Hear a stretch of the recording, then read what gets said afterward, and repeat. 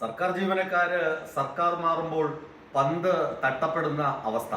ഇതെന്തൊരു മറിമായം, എന്തൊരു ക്രൂരത എന്നൊക്കെ കണ്ണീരോടെ വിലപിക്കുന്ന പല സർക്കാർ ഉദ്യോഗസ്ഥരും പല കഥകളും ഇതിനകം തന്നെ പങ്കുവച്ചു കഴിഞ്ഞു. ഞാൻ പറയാൻ പോകുന്നത് തിരുവനന്തപുരത്തുള്ള കല്ലു എന്ന 8ാം ക്ലാസ് വിദ്യാർത്ഥിനി മുഖ്യമന്ത്രിക്ക് എഴുതിയ ഒരു കത്തിനെ കുറിച്ചാണ്. കല്ലു എന്ന് പറഞ്ഞാൽ ഒരുപക്ഷെങ്കിൽ മറ്റുള്ള ആളുകൾക്ക് മനസ്സിലാവണമെന്നില്ല. ദേവാംഗൻ എന്നാണ് ഈ കുട്ടിയുടെ പേര്. അച്ഛന് കാസർഗോഡാണ്. അത് പ്രൊമോഷൻ ട്രാൻസ്ഫർ ആയിരുന്നു.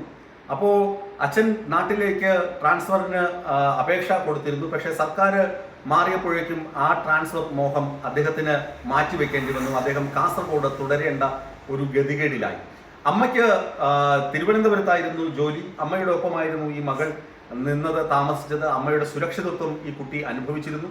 എന്നാൽ സർക്കാർ മാറി വന്ന ഉടനെ ചില യൂണിയൻകാരുടെ ഇംഗിതങ്ങൾക്കനുസരിച്ചാണല്ലോ ട്രാൻസ്ഫറുകളൊക്കെ നമ്മുടെ സർക്കാർ തലത്തിൽ നടന്നത്. അങ്ങനെ ഈ പാവപ്പെട്ട അമ്മയെ കായംകുളത്തേക്ക് ട്രാൻസ്ഫർ ചെയ്തു. ആലോചിച്ച് നോക്കുക, കല്ലു വീട്ടിൽ തനിച്ചായി. 8ാം ക്ലാസ്സിൽ പഠിക്കുന്ന 12 വയസ്സുകാരി ഇനി ആരുടെ സംരക്ഷണയിൽ കഴിയും?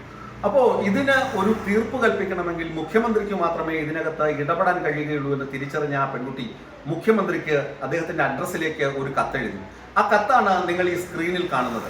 ആ കത്തിൽ കുട്ടി വ്യക്തമായി പറയുന്നുണ്ട്, എൻ്റെ സംരക്ഷണം, അച്ഛനോ അമ്മയോ ആരെങ്കിലും ഒരാളെ തിരുവനന്തപുരത്ത് എൻ്റെ സംരക്ഷണം കൂടി ഏറ്റെടുക്കാൻ പറ്റുന്ന അവസ്ഥയിൽ ഒരു ട്രാൻസ്ഫർ നൽകിയാൽ നന്നായിരിക്കുമെന്നാണ് ആ കുട്ടി പറയുന്നത്. ഇത് കല്ലുവിൻ്റെ മാത്രം ആഗ്രഹമല്ല. കല്ലുവിനെ പോലെ ധാരാളം കുട്ടികൾ പല ജില്ലകളിലുണ്ട്. കാസർഗോഡുള്ള ആളിനെ തിരുവനന്തപുരത്തേക്ക് തട്ടുന്നു, തിരുവനന്തപുരത്തുള്ള ആളിനെ കാസർഗോഡേക്ക്, ആലപ്പുഴ ആളിനെ വേറെ ഏതെങ്കിലും സ്ഥലത്തേക്ക്. അങ്ങനെ പല ജില്ലകളിലും ഇമാതിരിയുള്ള ട്രാൻസ്ഫർ ദ്രോഹങ്ങൾ സർക്കാർ നടപ്പിലാക്കുന്നുണ്ട്. കല്ലുവിൻ്റെ കത്ത് ഇതിനകം തന്നെ വൈറലായി കഴിഞ്ഞു. കല്ലുവിൻ്റെ കഥ ഇതിനകം തന്നെ ലോകം അറിഞ്ഞിട്ടുണ്ടാകണം. തീർച്ചയായും മുഖ്യമന്ത്രി വി ഡി സതീശൻ, നമ്മുടെ പൂക്കി മുഖ്യമന്ത്രി, സ്നേഹത്തിൻ്റെയും സമാധാനത്തിൻ്റെയും ഒക്കെ ആൾരൂപമെന്ന് നമ്മൾ വാഴ്ത്തിപ്പാടുന്ന മുഖ്യമന്ത്രി ഈ കത്ത് കണ്ടിട്ട് ഉചിതമായ രീതിയിൽ പ്രതികരിക്കും, അല്ലെങ്കിൽ കാര്യങ്ങൾ കൈകാര്യം ചെയ്യുമെന്ന് നമുക്ക് തീർച്ചയായും പ്രതീക്ഷിക്കാം.